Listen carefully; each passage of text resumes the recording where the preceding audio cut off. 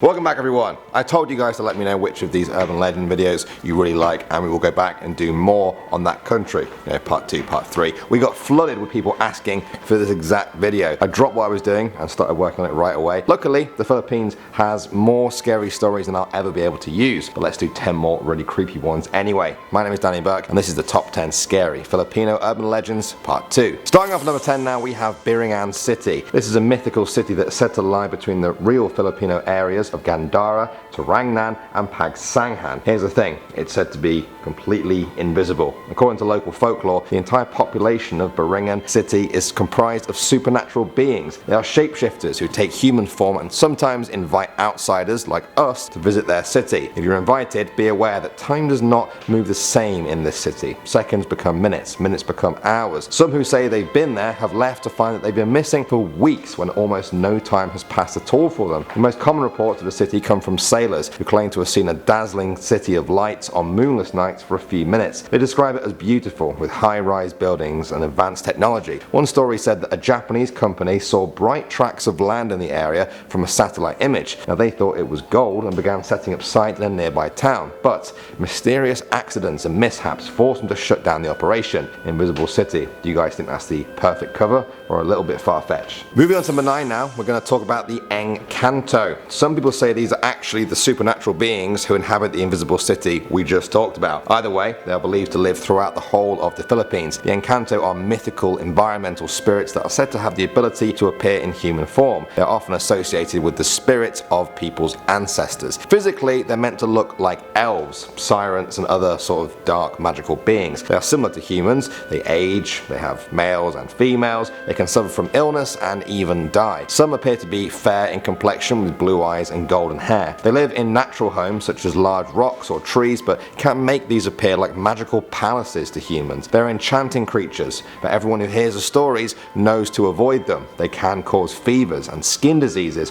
or lead travelers into the forest to kidnap them. Next up at number 8 now, we have the Sarina. These creatures are the Filipino version of mermen. They are said to be hideous, with scales covering their entire bodies in colors ranging from brown to green and gill slits positioned in various places so that they can breathe underwater. Their upper bodies vaguely resemble the form of a man, tapering down to the tail of a fish with scale-encrusted legs and webbed feet. Various legends depict them with powerful green tentacles, fins, webbed hands, claws and other appendages. They're also said to have very sharp teeth which make them formidable predators. The scary part is they are hostile to all humans, who they drown in the depths of the sea and then devour as food. Also, many stories involve them causing shipwrecks just to eat the sailors on board. Their bloodthirsty nature, coupled with their extreme intelligence, makes them a terrifying predator. Kind of reminds me of another species we're all familiar with. Next up at number 7 now, we have the Jeepney Ride. This is a story shared by a Filipino girl about her friend. One day, her friend went home late after finishing off a school project. She took the local jeepney bus because it was late. A jeepney is a popular means of public transport in the Philippines. On the journey, she kept noticing the driver was looking at her in his rearview mirror. She got worried when he began to take turns in the road that he was not meant to. However, she was even more scared of being left in the middle of nowhere and so decided to not say anything. Eventually though, he took them back onto the correct route and they arrived safely at her destination. He turned to her and said, "I'm sorry if I scared you or startled you. It was not my intention. Could you do me a favor and burn all your clothes when you get home?" He continued saying,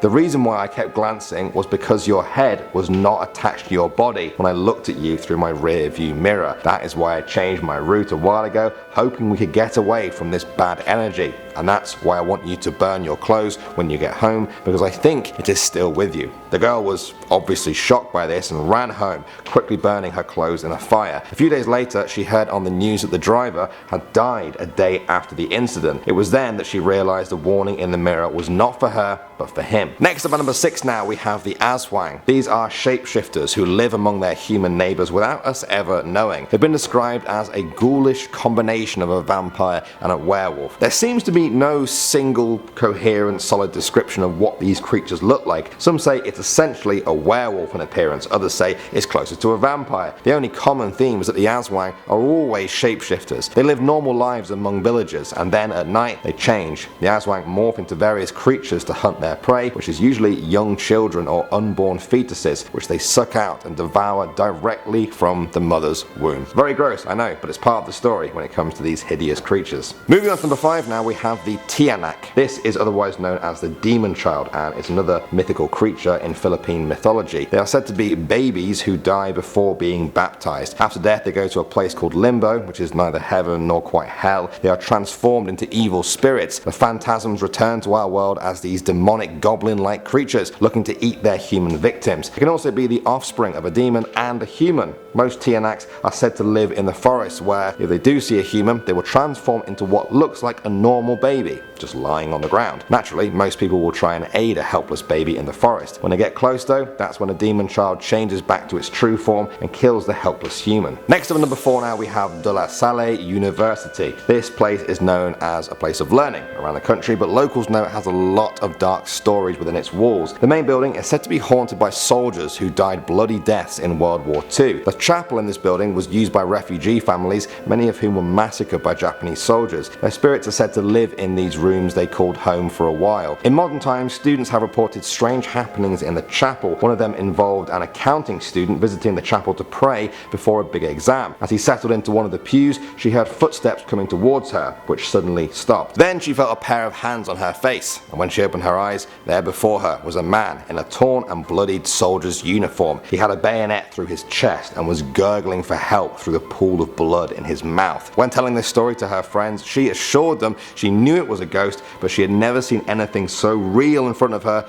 and just so terrifying. Moving on to number 3 now, we have the Jellyfish Blackout. On December 10th, 1999, in the city of Luzon, most of the lights went out. The city was plunged into darkness. Authorities said a large number of jellyfish had been sucked into the seawater intake of a major power plant near Manila, clogging up the mechanism. Reports began to spread that it wasn't just normal jellyfish that caused the blockage, it was giant mutant ones. They had been sucked up from the bowels of the ocean, and as soon as the blockage was cleared, they would begin terrorizing the city's waterways, even lurking in the sewers below people. Some say that's where they remain today, multiplying in numbers. Moving on to number 2 now, we have the duende. These are often called the dwarves of the Philippines. They are mythical creatures said to live in small hills around the country. The mounds are so small they actually resemble ant hills. They come out at specific times, 6 AM, 12 PM, 6 PM, 12 AM, and so on. They have pointed noses, hideous teeth, long white hair, and very angry eyes. They are said to bring you fortune or bad luck. Most people would rather avoid them altogether though. One story of them came from a guy who was burning old coconuts on a farm. It was around 6 PM. He saw something shiny around the bushes. It blinked furiously.